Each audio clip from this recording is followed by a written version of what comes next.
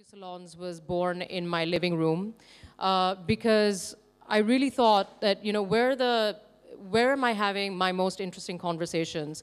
And where am I, as a creator, also being fed the most, within this milieu, within the urban space? And so I decided to develop this idea, and over the last year and a half, almost, we have collaborated with people in theater, we have collaborated with people in music, even food. It is really experimental, it is collaborative, it's almost an open lab of conversations, and it continues to grow and develop and take different forms.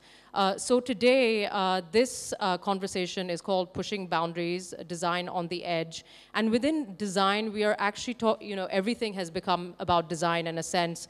We live in a world that is being led by design. But within design, we're actually going to talk about the graphic arts.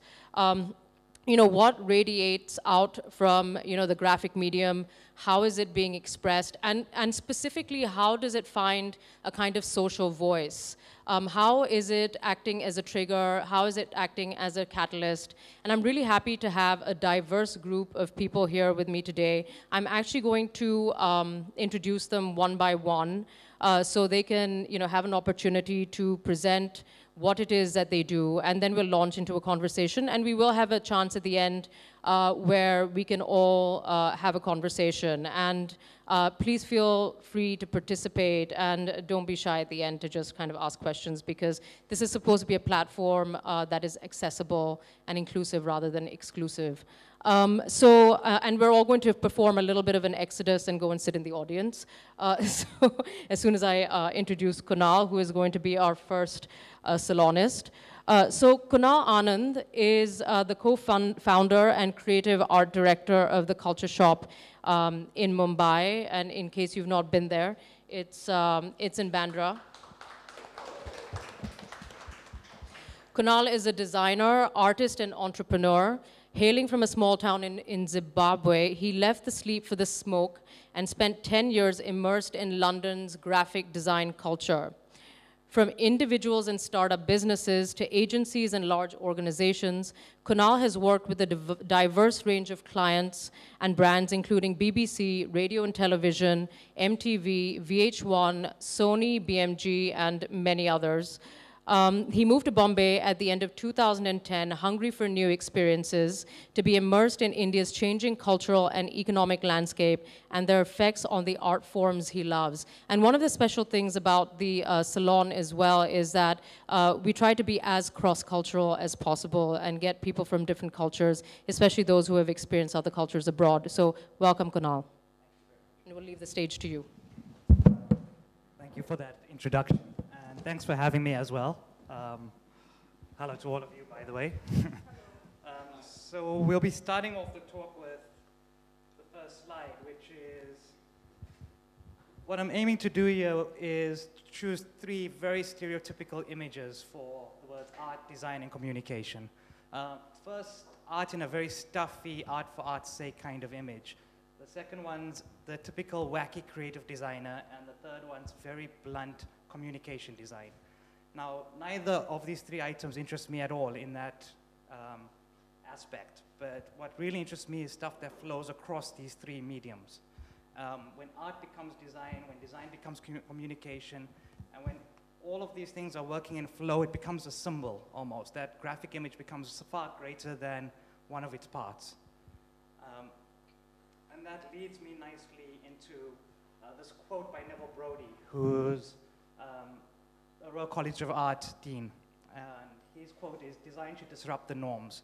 And I love this quote because it adds this Fight Club sensibility to graphic design. And it tells us that design should challenge, it should always improve, it should make us evolve, become better. It shouldn't just be stagnant and in one place. And I think that's very much done with graphic art and with street art. The first artwork I'm going to be talking about is by TARQ, India's graffiti rebel, and our own Bansky, if you like. He produced this work for street art, and the four works I'm showing are all part of Culture Shop's curation, and each work comes underneath a different theme. And each work has some social, political, idea behind them. This is taking a piss take, if you like, a witty remark at Louis Vuitton's highbrow branding pattern, and repurposing it as almost rubbish, literally rubbish. It was exhibited in 2014 on the streets of Delhi, and it was covered on walls, on dustbins, and it was also exhibited between an urban village and a very high shopping mall, high luxury shopping mall. And I think the interesting fact is that tension between where it was placed. Another work which I'm going to be talking about is Don't Mess With Me by Jazz Chiranjeeva, which has become a symbol for women's rights in India. And this was part of our theme, the Times.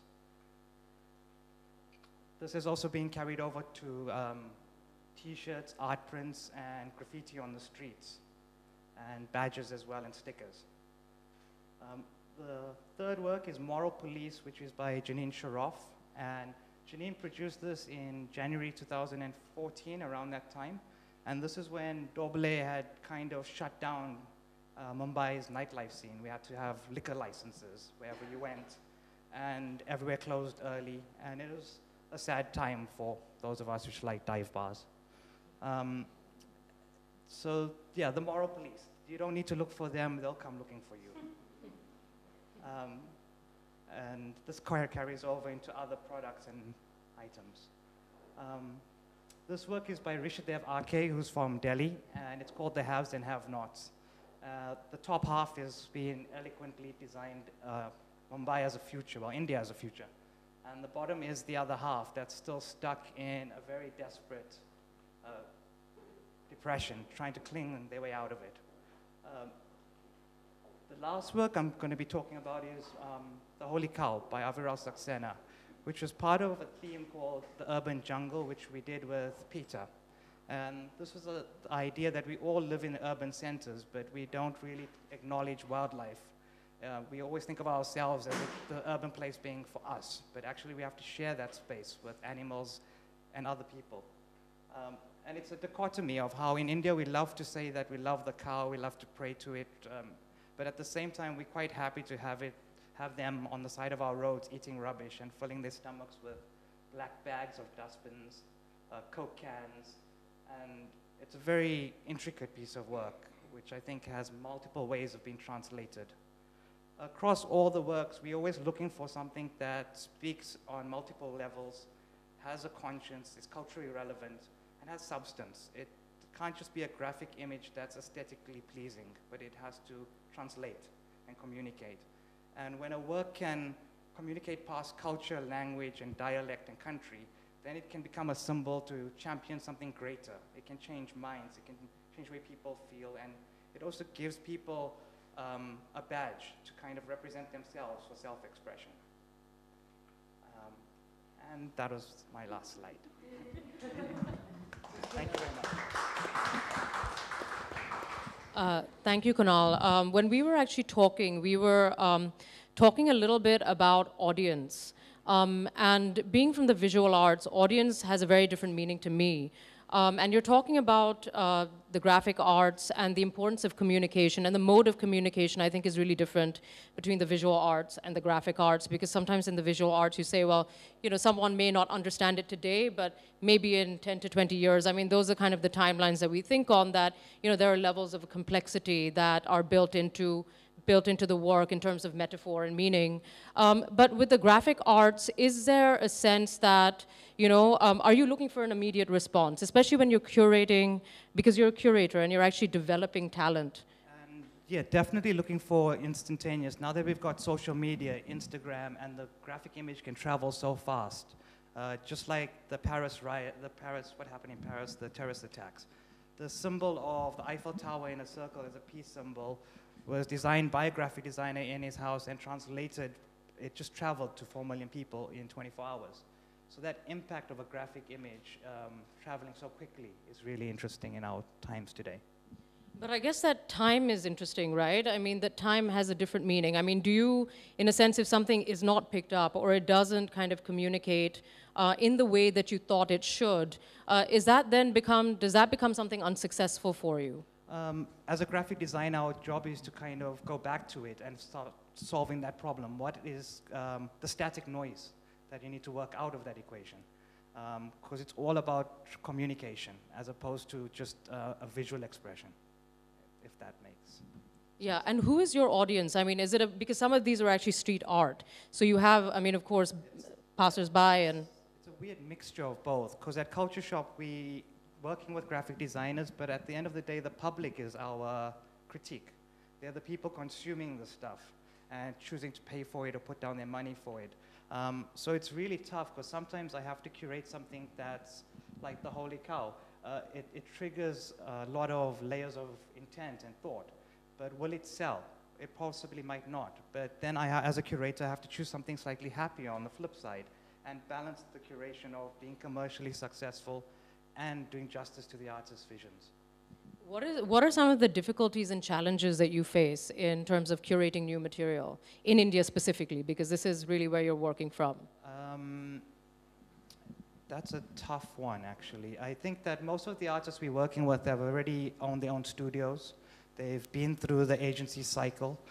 So they're kind of quite attuned to their own voice and what they want to say. But with the younger designers that we meet, they're still working on self-expression. They still, as opposed to communicating an idea out there, they're almost still drawing pictures of their house or their granny or something very personal. So I think that's the big gap between the two. And how do you work on bridging that gap as a curator? It's kind of trying to identify what that person is about, because I also believe that each artist and designer I meet, their physical form is sometimes very entwined into their visual style or their personality. The two things are always aligned. Mm-hmm. So you're trying to help a young designer find their space, I guess, their voice.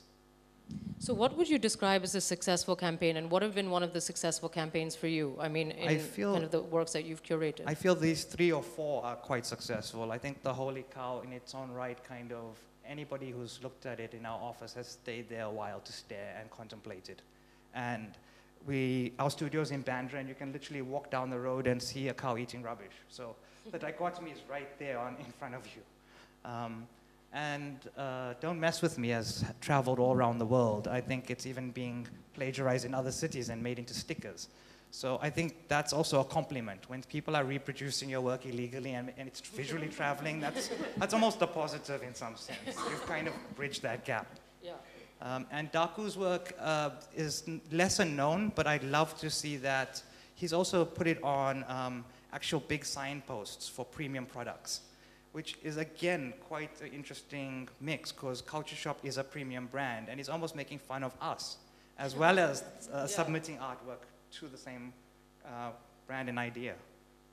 How is, because when we were talking, I mean, I'm interested in how your own background in London informs what you do now. I mean, you were very interested in subculture and counterculture, and in India, that's still a difficult concept, I feel. I mean, what is subculture, and how does one catalyze that in a sense? One has to be one has to maneuver, and one has to negotiate very complex boundaries sometimes. And, and we do it without thinking, actually. I mean, even in the visual arts, if we want to approach a certain subject, we are already very aware of some of the limitations that we're working with. And you have to work with something that is even more commercial in that sense. So a perfect example is the Moral Police originally had hockey sticks at the bottom of the crest. And this was our first 10 works that we curated as Culture Shop, opening our office. And we did have a lawyer come in to kind of just have a browse over our first selection of work. We never expected to say no to anything. It was just a kind of, if you like, a mediocre process that had to be done. And as soon as he saw the hockey sticks, he freaked out. He was like, people will come burn down your office. And that's his actual answer to anything that we do, I noticed, that pushes buttons. It's his immediate answer: somebody will burn down your office. But I think we needed to spend some time on it. It's our first year open. But in time, I'd like us to challenge more and more ideas, because if we're not doing that, then we're not really pushing anything. Have you done something that you felt was going to get this really strong response and your office was going to get burned down? And actually it, you know, because that also sometimes happens, right? I mean, this is kind of strange, you know, kind of strange equation where you do something that you think is going to get a really strong political response, but then it actually kind of peters out and it doesn't make a noise at all. Not yet. We've been a bit cautious, so we've played it a little bit safe so far. Okay. So your office hasn't been burned down yet. Okay. So I think we're going to go to Priya. Yeah? Okay. Thank you. So Priya is our second salonist. Thank you, Kunal. And Kunal will come back when we're all having a conversation. Priya Gangwani is the co-founder of Gaysi and chief editor of the Gaysi Zine in Mumbai. Priya Gangwani collects queer stories. She is co-founder of Gaysi, a popular South Asian platform for LGBTQ voice and expression. I still find it difficult to say that. LGBTQ. She is the editor and curator of the Gaysi Zine, I said that once, but a self-published annual magazine by Gaysi and is based in Bombay. She is currently exploring graphic as a space for performative text, where the discourse of queer is moving beyond the cauldron of Indian queer literature. Gaysi has just released the latest issue of the Gaysi Zine, which is also for sale downstairs at our registration desk, in case you're interested. And it's also here. It has this very attractive cover. The Gaysi Zine, and this one is a graphic anthology which actually deals specifically with the graphic medium and explores the subject of queerness through the unique hybrid form of reading that employs visual verbal literacy and rhetoric. This issue is both a retelling and an active work of various artists and writers' attempts to sort through their own identity and acknowledge the queer element in their lives, the choices that fall outside the heterosexual hegemony. And Priya? Thank you. Hi, good evening, everyone. To move to the next slide. Yeah. Thank you. So like Sharmistha said, I'm the editor of the Gaysi Zine.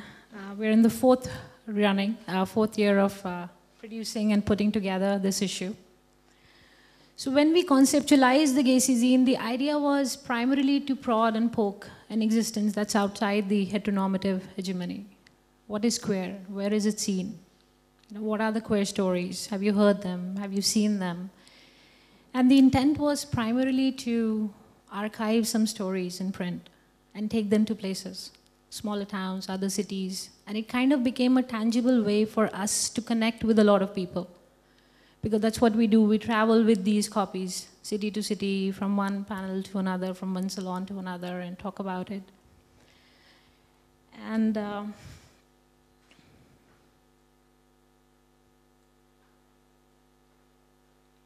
lovely. So this is the cover issue of our latest, the cover of the latest issue. Sorry, I'm kind of nervous. And so like I was saying, while we decided to, curate stories, and when we ended up having with a lot of content, a lot of stories, we realized we needed a storyteller. And that's where the visual came into picture. There was a need for a visual voice in this queer space, a storyteller that could tell. And one would wonder, right, like Oliver Twist or Mr. Darcy of Pride and Prejudice, no matter how much we would want, we know they won't be real. But that's the exciting thing about some of the most fantastical creations of fiction. They leap into reality. And if imagination can produce reality, and if that is true, then do we not conjure up new visions of fresh narratives, of newer narratives? And primarily that's what the zine is about. This is a very interesting piece, which is part of this anthology called The Right Love. Not only is it artistically drawn, it also brings forth what I feel went missing for the longest time in our society, female sexuality. And this whole intent of having a relationship outside of one's marriage. A lot of people within the queer community and outside have spoken about marriage of convenience. where a man is gay and he chooses to go ahead and, marry a woman for the sake of it, to carry the family name forward. But this story is actually about a woman who's married and queer and intends to walk out of it. So it's pretty interesting how graphic is like a call and response, It's like there's something you're giving to the readers in these panels, in these frames, the gutter spaces. And in the same breath, you are asking them to imagine, to cover up those gaps, fill in with your own interpretations, and take something back home. Wow. Well, yeah. This is one of my favorite pieces in this anthology. Fantasy is often seen as peripheral to the society, with very limited contribution to our lives beyond the throwaway entertainment. But I strongly feel we make an error there, because fantasies might be just very, very central to how we perceive the world, or might even be a gesture towards our limited understanding of it. And that makes it very queer, the subject and its exploration. I'm really struggling with this. Yep, that's... okay. Well, this is not oriented properly. Well, this is one of the coloring pages. It's a pull-out page in the anthology. And my team found it really funny. They said, well, people are moving to iPads and, playing with these smart apps, and you're thinking of providing a coloring page to an adult. But it's pretty interesting, actually. This particular piece is called Connections in Storytelling, and that kindly sums up everything we do at Gaysi. And the design speaks volumes. It's like every time you look at it, the million things that are connected these two individuals also makes us, think about how graphic art is not gendered. What connects you to another person could be just anything. And sometimes when there is no language, it's pretty interesting what kind of comes out of it. So yeah, that's exactly what we do, and thank you.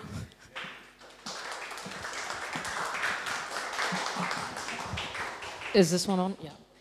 I think one of the most compelling things in all the conversations I've had with you over the years, and one of the things I really appreciate is that you are trying to, and working very hard to create a distinctive queer voice. And in that sense, Gaysi has always had a social agenda, and it's one of those things that I felt that has been able to create a space which is almost mainstream and bring together kind of marginalized and mainstream communities together in a really kind of harmonious alliance. And I remember when you first started these events that you were doing, the Dirty Talk open mics, there was a certain amount of nervousness, right? I mean, is this going to work? Are people going to accept it?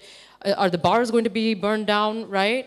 And now you sell a lot of alcohol at these events, so everybody wants to work with you. So, which is again one of the things I find really interesting, that kind of business usurps politics in a sense. But moreover, with the Gaysi zine, what you've been trying to do, this is the 3rd edition, right? The 4th edition. Because you were talking to me about how there is a lack of content, of stories, of graphic images that actually deal with this community, which, is not a small percentage of the total population. But of course, a lot of it is hidden and secret and kind of not spoken about. And I think that one of the most I would say the victories that you've had is being able to kind of excavate things that were really raw and unformed, and act almost as a curator and develop this content. And as a curator, I know that's not an easy thing to do at all. Can you talk a little bit about that process and how that's been, and maybe kind of give us a few examples of what you've found and how you've been able to develop that into kind of content? Okay. So, like you mentioned in my bio as well, that this work is primarily an active work and retelling of the artist and the writer's attempt to sort through their identity. So the only guideline given to anybody was what is queer means to you. And interestingly, what came out in the zine was that queer is far more and beyond sexuality and gender and that definition. So the very first piece, for instance, by Soumya Menon is about going solo. You know, her experience of living solo in a city like Bangalore, hunting houses, dining solo, traveling alone. And when she puts it on Facebook, people are like, what, you're going alone? Don't you have a life? And the whole choice of remaining single and, you know, moving outside what we call the heteronormative sense of the society. I think in that sense, the zine has done an incredible work. And the entire anthology, all the pieces, there are very, very few pieces that speak that language of sexuality and gender definitions. Yeah, because, and someone from the, you know, being someone from the visual arts, I almost, you know, I often lament that there's not enough happening in the space of gender and sexuality in terms of the visual content that is being produced. And of course, you know, a lot of people are thinking about this, and as a society and a culture, we think about this a lot, particularly about gender. And globally, it is a phenomenon. I mean, this is now, it's almost like the, you know, forget the third wave of feminism. We are in kind of a gender revolution, right? With all the boundaries breaking down, and, you know, we're kind of really thinking about this a lot more. But somehow that does not touch the visual arts, you know, in India, you know, and I think that there is still a kind of fear that resides, you know, about this kind of visual culture that could be produced. And I'm not saying it won't be, but what's interesting to me is that you've made it so social, that you're working towards creating this social voice in a very different context. That's true. But what's also interesting is that actually graphic narratives are very much undermined in our culture. Like, they're considered like comics meant for kids, not really for grown-ups. And that leaves a big room, you know, to even explore that as a space that doesn't have very set boundaries. It also becomes very unique in that sense. So. The other thing that I found really interesting about the way that Gaysi has operated and actually become kind of a vehicle for this kind of social exchange and is the way that you've used social media. So the past two zines, in case anybody doesn't know, has actually been developed through Wishberry campaigns, which they've raised money and kind of actually produced a zine. You know, it's quite a high quality zine, and they've been very successful in terms of getting them out there. I mean, I don't know how many you produce, but you know, you end up running out of the run every single time. And you know, but that participatory model, I think, is something that you've obviously thought about, and kind of engaging, you know, beyond kind of this kind of marginalized space, because a lot of different kinds of people actually contribute to your campaigns, even to your kind of events that you do, whether it's a dirty talk or a trivia night. You know, a lot of people participate in that, you know. Absolutely, they do. And that is primarily the validation of everything we do at Gaysi, right? So like I said, when you see queer beyond sexuality and gender, and when you ask everyone what is that one queer element in your life from your own personal experiences, that's when you make that subject very, very inclusive. And that's when everybody kind of becomes interested in it. And of course, with the crowdfunding thing, the sole idea was to kind of also validate whether people really want to read these stories, these narratives? Are they interested in graphic medium? And with the last crowdfunding campaign... But also working on developing that space, right? Absolutely, yeah. So I also want to quickly speak about some of the posters that you do. So one of the things that Gaysi is also very strong at is that they have started to develop this very unique design signature. And over time, Priya has been talking to me about how they wanted to create a kind of a unique signature for the queer community. And some of their posters have actually gone viral on Facebook. Some of the images that they create, you know, really kind of take off. And do you want to show this one? Sure. Yeah, I was kind of hoping you would. So, and can you talk a little bit about this? And because, you know, I'm really interested in how the graphic medium is also kind of intersecting with culture in interesting ways and actually creating a kind of social political voice, how subversive it's being, and what the response has been. So can you talk a little bit about, because this has been one of the ones that really went viral. Yeah, it's one of my favorites as well. So this was released last year in 2014, when the elections were going on, and 2014, well, the election campaigns were on in India, and some of the political parties were very, very quiet on the stand taken by the Supreme Court, the 2013 regressive judgment. This did make us think that they would come and burn our offices and our houses. But it was very well received, yes. And it's pretty interesting, right? That if you look at the queer movement in India, it's not something new. It's been around. But when you look at the agendas, you look at the parchas, the kind of conversations people are having, the rights, they are just so in the black and white of paper and words. They don't attract the attention. And I think that's where we felt, again, that there is a very, very strong need for a visual voice in this space. And while the content may change, the visuals remain. So this thing, even 15 years from hence, from now, would also speak the same thing, while the text can be interpreted or misinterpreted in any way. Yeah. Thank you, Priya. Thank you so much. So we're going to move to our third salonist. How are you guys doing? Soghra?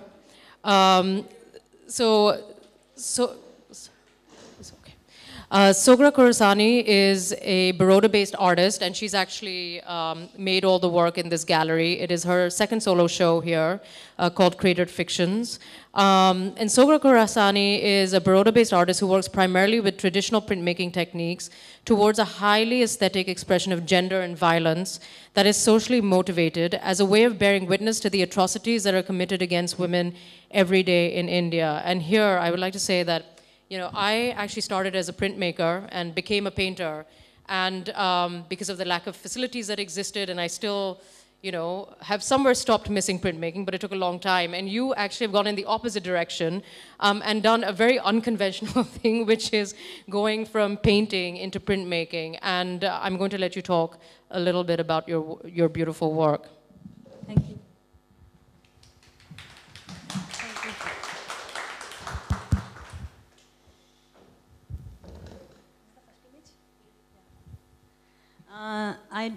Along with woodcut prints, I also do some other mediums, that is videos and installations.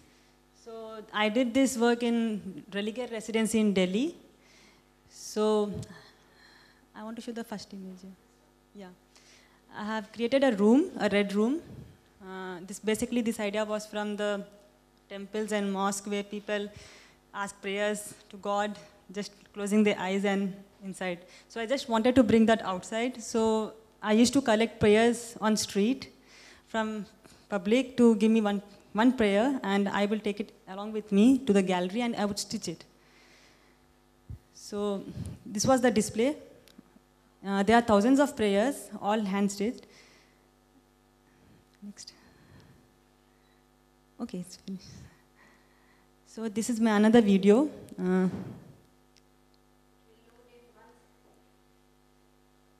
It's online. Yeah.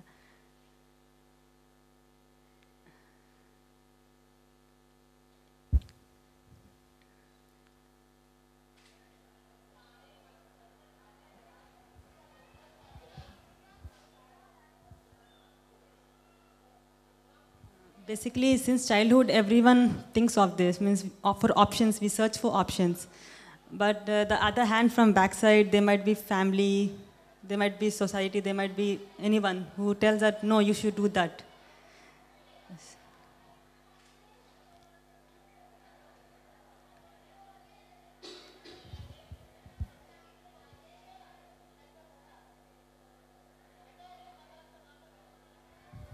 We are taught what we should feel.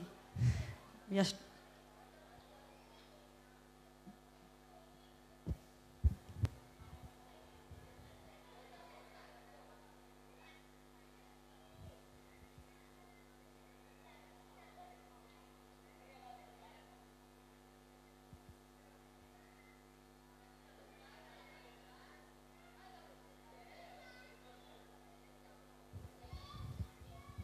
As we grow, we can see that we are shifted to different things, like religion is coming in. We are telling that you should follow this, you are Muslim, you should follow this God.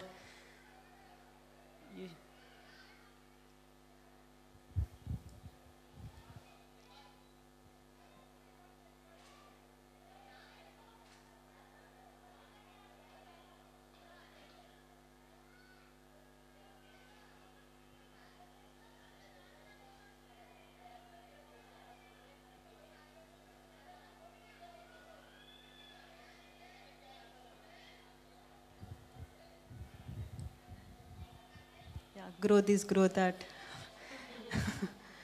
I always wanted to have a boycott, but it was restricted.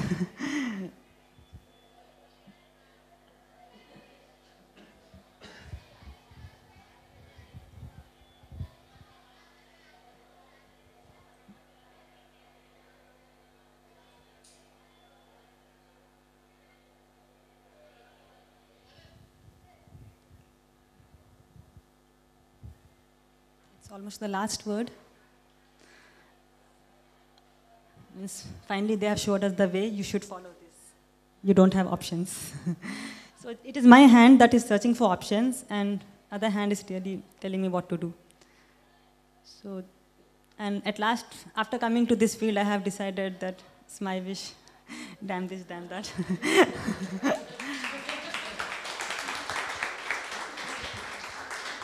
It's a very simple video, simple words that it's in everyone. Yeah.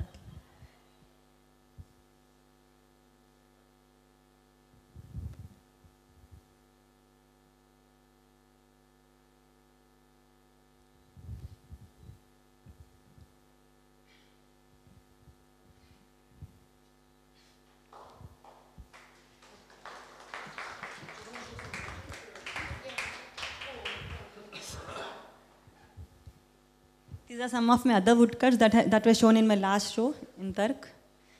This one was titled, One Day It Will Come Out. It's a huge woodcut print, almost huge. Yeah. You should, Hina?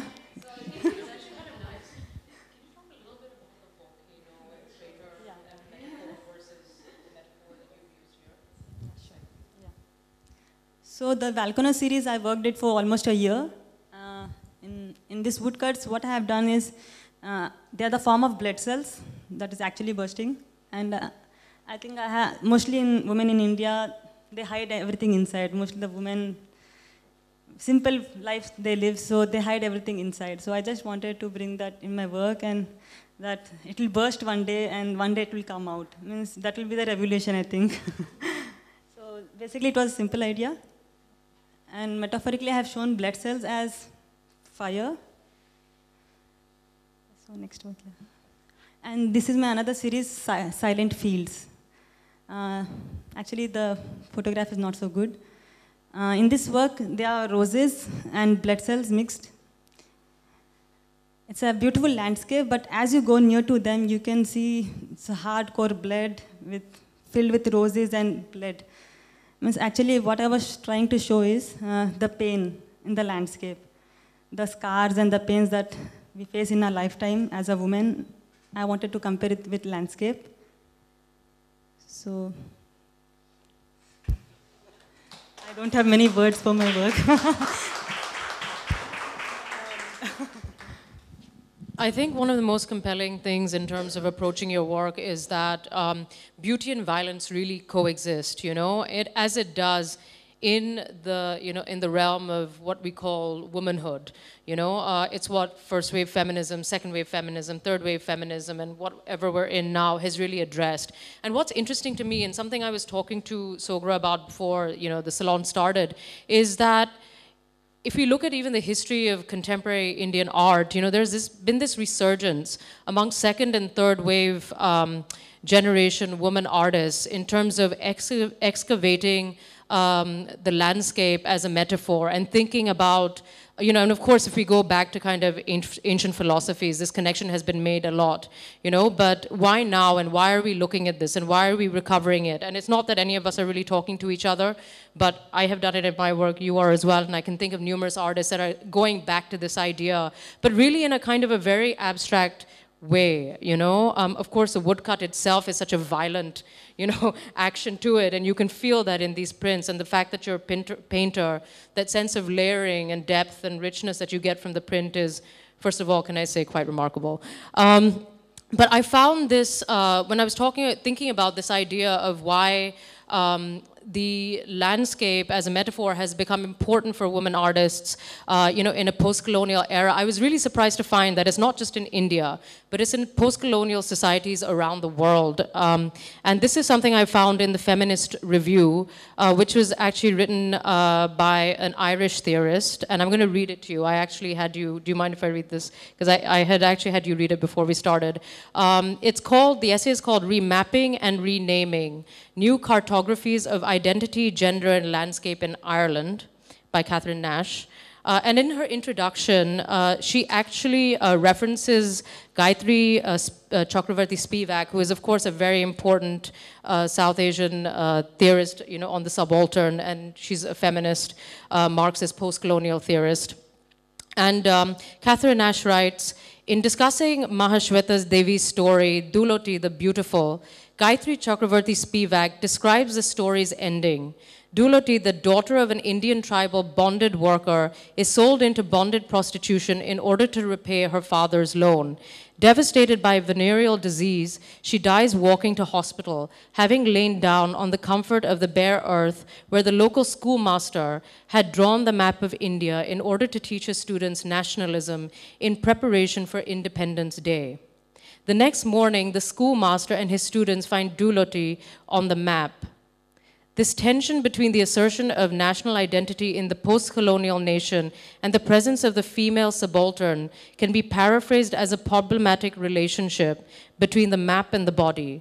The map in Devi's story stands as a symbol of the national territory, the geographic outline both constituting and symbolizing the imagined community of the nation. And I thought this was a really kind of beautiful poetic reference, which again is coming from a different part of the world, but also very post-colonial society. And I wonder if kind of 10 to 20 years later, historians are going to look back at our time and find these connections across cultures. And I do think all of us should be talking to each other more.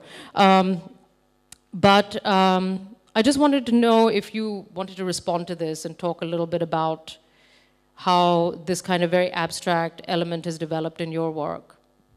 Yeah, because you talk about it very literally. You talk about this kind of feminist subtext very literally, whereas your work kind of resides in this very kind of poetical, kind of abstract domain. Yeah, actually, I think the process that I do with my work, bringing the softness from the woodblock, that is the journey that I see. I feel the journey during the process. So, I don't have words to talk. Yeah. Actually, Soghra is more comfortable in Hindi and I'm not. So this is, I have to apologize to you. But yeah, so is there anything else you want to kind of say about your work? I think my works have more words than me. Thank you, Soghra. And you should definitely spend some time with her work if you haven't already. It's a beautiful show. And last but not least, we have Vivek Tejuja. Tejuja, I'm so sorry.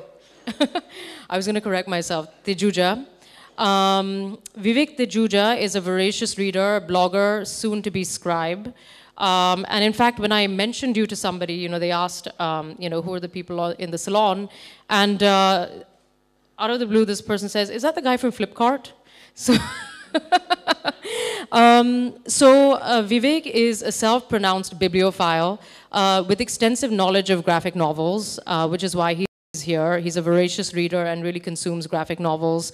Has also read a lot of graphic novels that deal with feminist subjects, queer subjects, subversive subjects. And he's also a blogger at The Hungry Reader. He has his own blog, which is quite popular, and a Bangalore denizen. Vivek is a resident bookworm at Flipkart, reading and reviewing books for a living.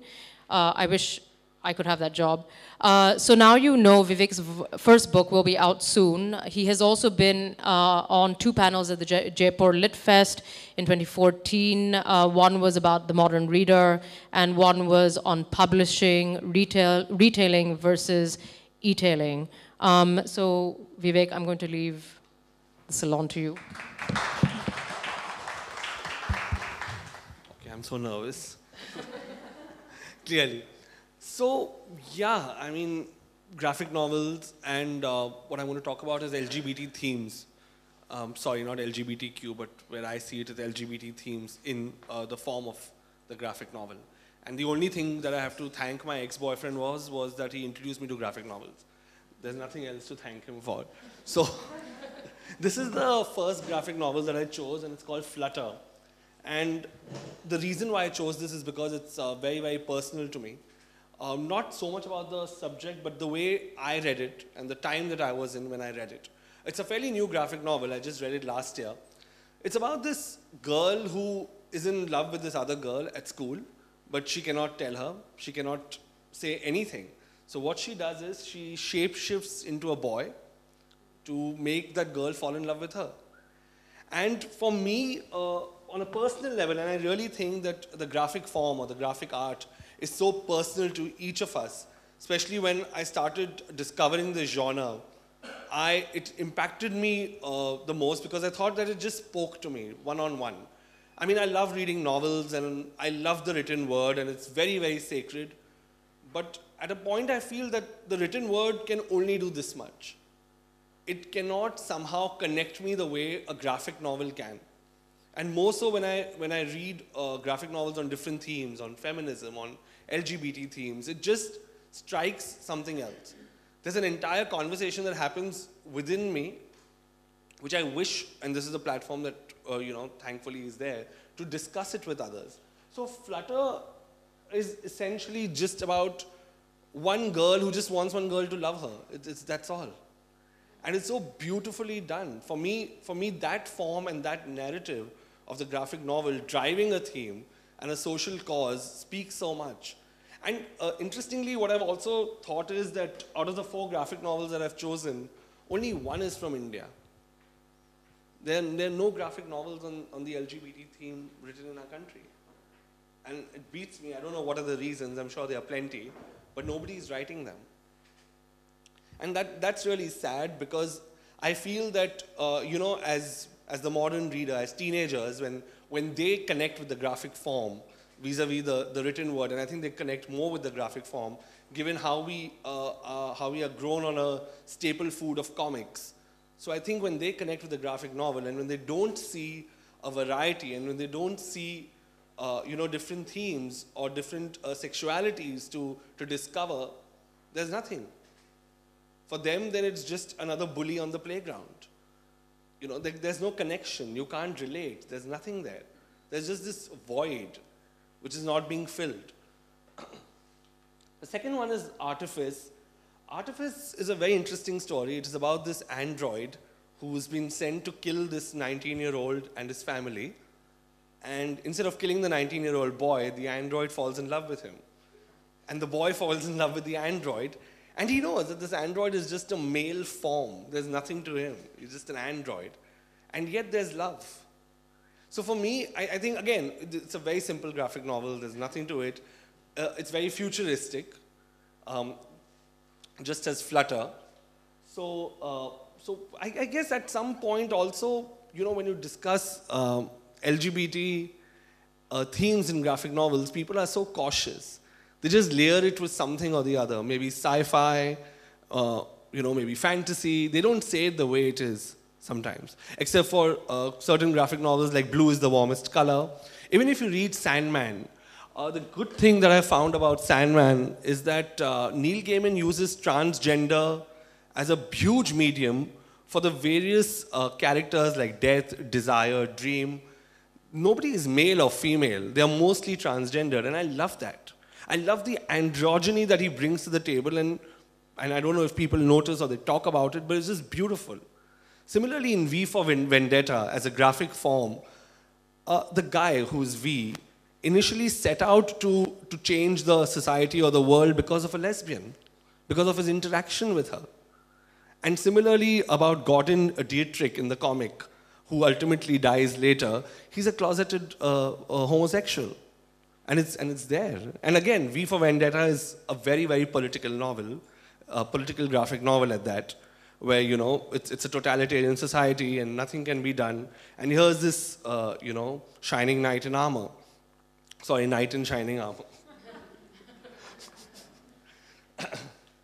Of course, this one is Maurice in Love, which I think is very, very interesting. This is an independent graphic novel. It has been produced and published by the author. It is about Maurice who falls in love with himself, and his self sort of comes out of his body. So there are two Maurices, and they have a conversation with each other, they love each other, and it's brilliant because he has nobody else to love. So he just ends up falling in love with himself. And I was telling Priya this, and she's like, that's the story of all our lives. And we couldn't stop laughing about it, but it's true. We live in an age and in a society where I think it's very easy to probably use an app to date and to swipe left and right, but very difficult to connect. And graphic medium as such, through a graphic novel, can make it easy. I think especially for teenagers, especially who are trying to find their voices and their identities, it'll be great to introduce them to the graphic form. Like, I've introduced LGBT novels to my 14-year-old nephew, though his mother hates me for it. But I was like, big deal, it's okay. How will he know? So this is Maurice, and my favorite graphic novel is Kari by Amrita Patil, and I absolutely love it. I think maybe because it was the first one that I read on the LGBT theme, really. And it just resonated so much long after I had finished reading it that I had just reread and reread and reread. It's been, 8 rereads? And I love it. That's all there is to this. As a graphic form, I mean, it tells you so much. And it's not just talking about her being lesbian. It talks about the city, it talks about interpersonal relationships, it talks about her family, it talks about friends, how she internalizes, and I think that's beautiful.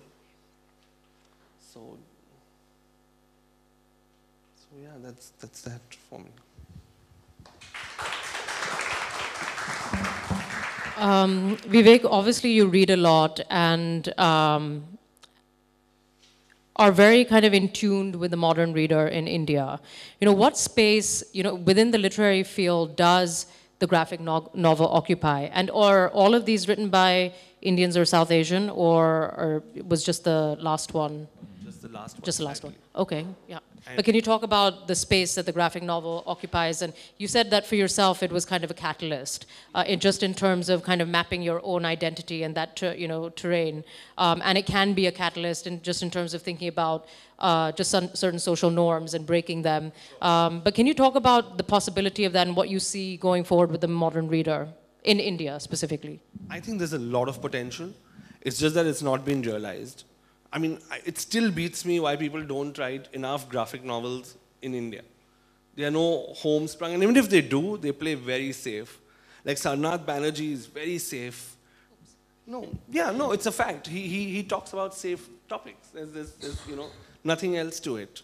And for me, so what do you define as safe? So I think break the norm, right? I mean, talk about issues that are out there that will make people more aware.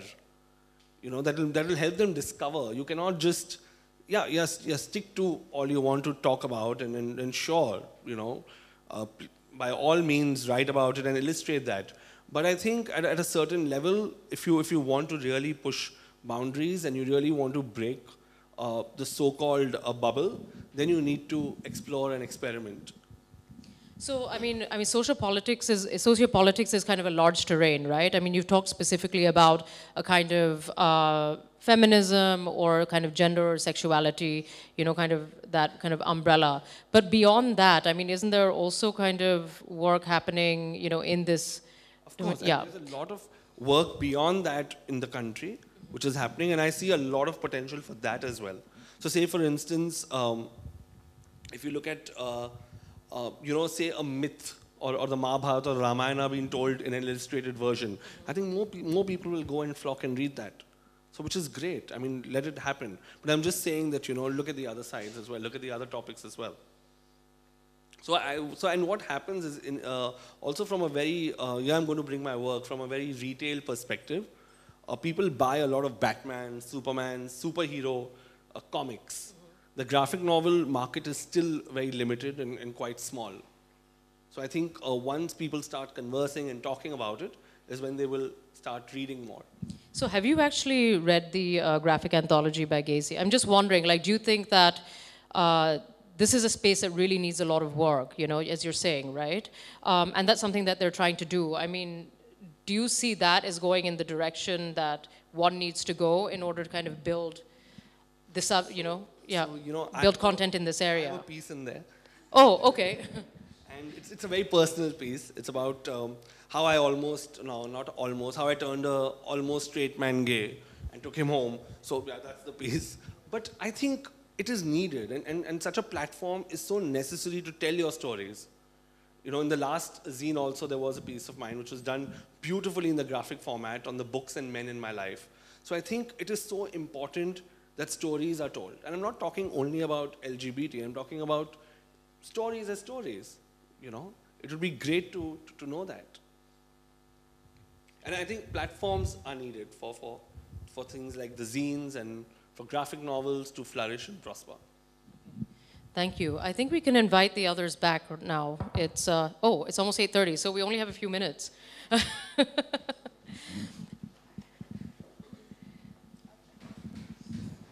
So I'm going to keep my bit short because I want you to be able to kind of have a conversation with them as well. But I want to kind of lead on from what Vivek is saying and speak to something that Soghra was saying as well about hair. Because hair, for me, has been the biggest subject of my whole existence in 10 years in India. And I was actually asked to write something about it and this experience of hair because I keep talking about it and how, you know, you are kind of identified by the kind of hair you have, you know, how you're kind of limited almost in a sense, you know, and how people try to frame you according to, you know, every time you change your hairstyle or change the color of your hair, it becomes a topic of conversation as if that's the only thing that people can see. It becomes the elephant in the room. And I mean, I also write, and you know, my writing is actually quite different from, you know, my visual work, and they've kind of happened parallel with each other and together, but you know, separately. But recently, when I was asked to write this piece, I was thinking, but I need illustrations, you know, because I've never thought that one was stronger or weaker than the other. But this was a particular case where I actually thought that, no, this could actually be strengthened with the graphic form because you actually need an image to show this transformation. So that for me was one experience for me where I'm now thinking of bringing these two things together. And I have to say the salons are quite personal for me as well. And usually it's kind of whatever I'm thinking. And inevitably people start coming into my life where they start talking about the same thing. And then we have a salon. And that's exactly how it happens. But I want to, you know, any final thoughts or exchanges that any of you have with each other? I was hoping to have a longer conversation, but now we're almost at time, so. For me, this is really, really interesting to see organic work coming out in such quantity. It's really inspiring.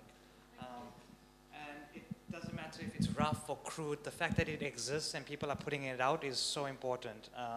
And that there's a vehicle to carry it forward. It's not sitting on the web.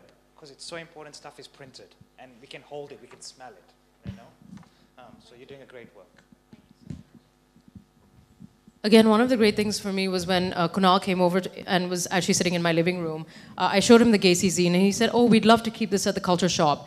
So when I was talking about exchanges, you know, I can imagine all of you working with each other later on as well.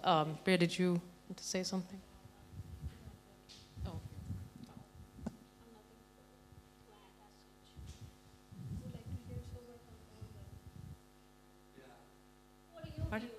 Yeah, so we've been talking for a long time. So we're going to now thank the audience that remains and ask you if you have any questions or any interjections. And it doesn't have to be a well-formulated thought. You can just kind of also throw it at us if you, yeah?